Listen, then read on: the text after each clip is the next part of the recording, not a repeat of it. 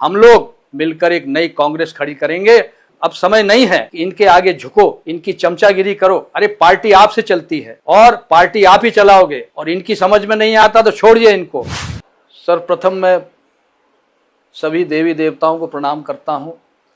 मेरे गुरु, मेरे मार्गदर्शक प्रभु श्री कृष्ण को के चरणों में नमन करता हूँ। आप सभी मीडिया वालों के और सभी प्रदेश की जनता के सामने हाथ जोड़कर प्रणाम करता हूँ। साथियों, हमारे देश में पहलगाम में एक बड़ा दर्दनाक आतंकवादी हमला हुआ, जिसमें निर्दोष नागरिकों को मारा गया, उनका धर्म पूछकर मारा गया। बहुत बड़ी घटना हुई, दुर्घटना हुई।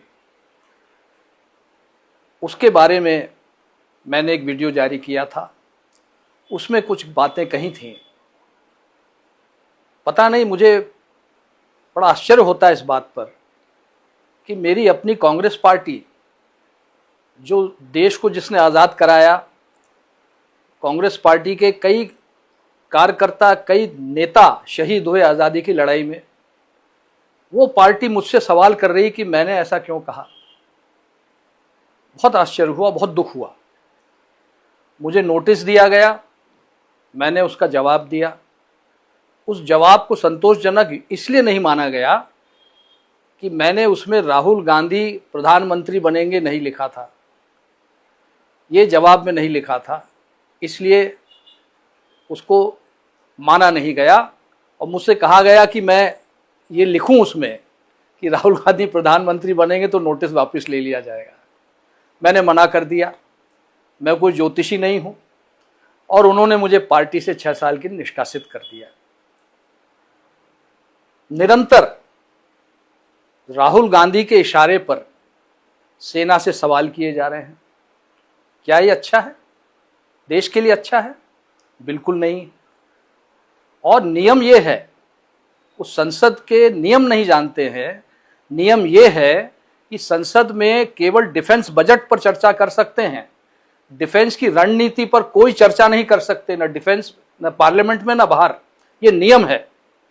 क्योंकि जो पुलवामा हमला हुआ है, जिसमें हमारे जवान शहीद हुए हैं, वो इसलिए हुआ कि इंफॉर्मेशन लीक हो गई थी कि ये ट्रूप मूवमेंट कहाँ से हो रहा है, और उसका परिणाम हमारे जवानों की जान देकर हमको भुगतना पड़ा। तो इस तरह की अनर्गल बात करना क्या उचित है? फिर जब पाकिस्तान का प्रधानमंत्री ये कह रहा है कि वो उन्हें रात को 2:30 बजे पता चला कि उनके सारे हवाई अड्डों को तबाह कर दिया गया है, कई उनके लड़ाकू जहाज तबाह कर दिए गए हैं, तो उसके बाद राहुल गांधी का ये पूछना कि कितने हवाई जहाज हमारे गिर गए, आप पाकिस्तान के प्रधानमंत्री से भी एक कदम आगे निकल गए, ये बहुत ही एक दुख की बात है। और सवाल अब मैं कर रहा हूं, जवाब आपको देना है। कांग्रेस वो पार्टी है जिसने देश को आजाद करवाया, कई देशवासियों ने अपनी जान दी। क्या इसलिए दी है उन्होंने जान कि हम अपनी बहादुर सेना पर सवाल खड़े कर सकें?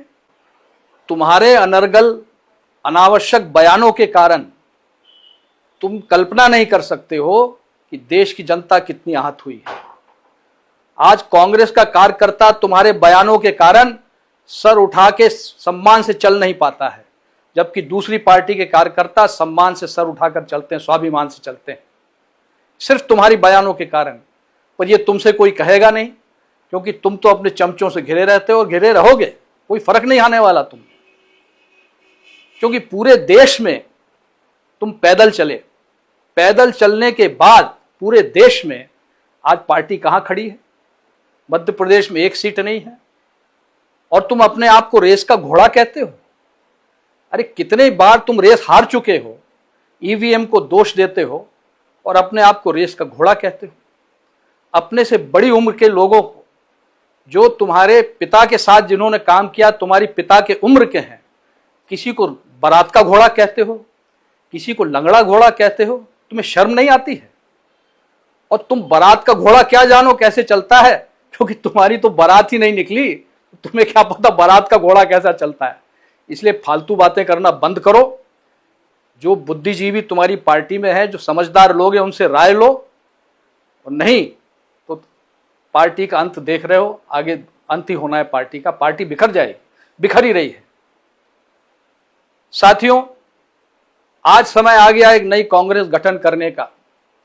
आवश्यकता है हमें उस पार्टी की, ऐसी कांग्रेस पार्टी की जिसमें जनता, कार्यकर्ता निर्णय लें और कोई ऊपर का हाई कमान ना हो।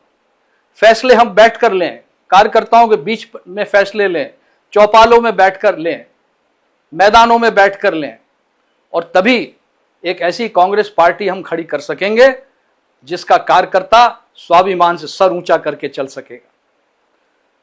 जहां तक रहा पार्टी के विभाजन का सवाल, तो स्वयं इंदिरा जी ने पार्टी का विभाजन कराया था, कौन सी नई बात है। और तुम्हारे कार्यकाल में तो 3-3 बार विभाजन पहले हो चुका है।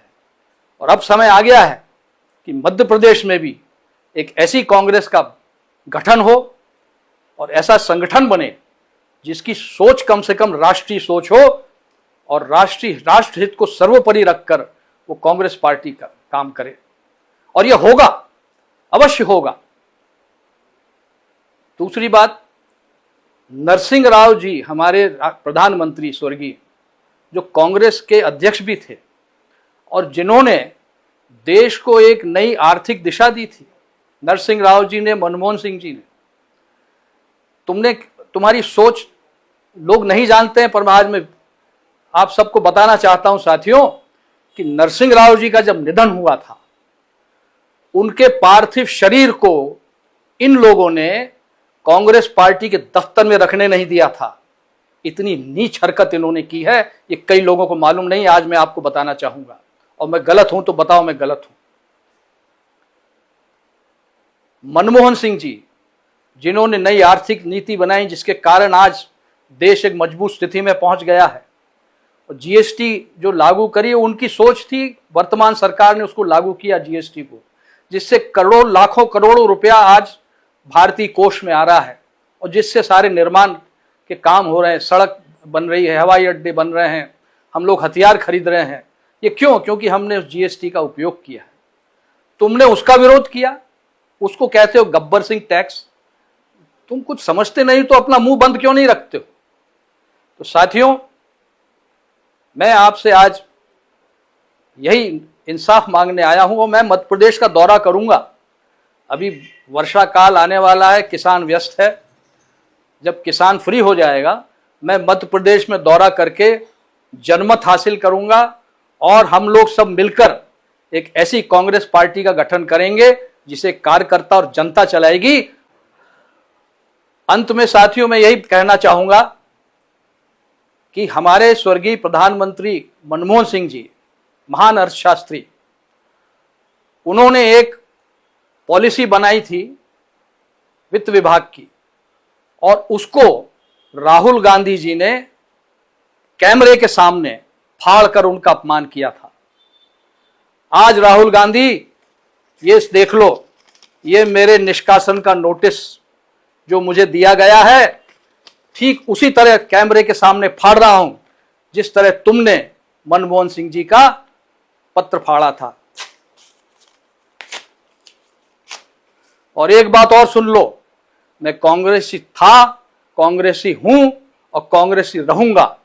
ये तुम्हारे इस कागज से मैं कोई कांग्रेस के बाहर नहीं हो जाऊंगा। मैं 40 साल तक मैं कांग्रेस में मैंने सेवा की है। 5-5 लोकसभा के चुनाव जीते हैं, 3-3 विधानसभा के चुनाव जीते हैं, कई चुनौतियों का सामना किया है। सुषमा स्वराज जी के खिलाफ कोई लड़ने तैयार नहीं था, विदिशा से मैं गया था क्योंकि पार्टी ने भेजा था। तो सुन लो ये, और हमारे साथी जो देख रहे हैं, साथियों, अब समय नहीं है कि इनके आगे झुको, इनकी चमचागिरी करो। अरे पार्टी आपसे चलती है और पार्टी आप ही चलाओगे, और इनकी समझ में नहीं आता तो छोड़िए इनको। हम लोग मिलकर एक नई कांग्रेस खड़ी करेंगे। आप सबको बहुत बहुत धन्यवाद। ईश्वर आप सबका कल्याण करे। धन्यवाद। जय हिंद। अब अपने सपनों की पढ़ाई कीजिए अपने ही शहर के पास। सागर शहर से मात्र 12 मिनट की दूरी पर स्थित है ज्ञानवीर विश्वविद्यालय, जहां आपको मिले सुविधाजनक बस सेवा, आधुनिक कैंपस इंफ्रास्ट्रक्चर, अनुभवी शिक्षकगण और एक उज्जवल करियर की गारंटी। यहाँ उपलब्ध है प्रमुख पाठ्यक्रम जैसे management, pharmacy, agriculture, engineering, law, fine arts, hotel management, संगीत और नृत्य, पत्रकारिता और जनसंचार, परफॉर्मिंग आर्ट्स, जनरल कोर्सेज, शारीरिक शिक्षा, योग, पीएचडी, सभी विषयों में। नए सत्र के लिए प्रवेश प्रारंभ हो चुके हैं। अधिक जानकारी के लिए संपर्क करें 977-0522-117 या 977-0523-279।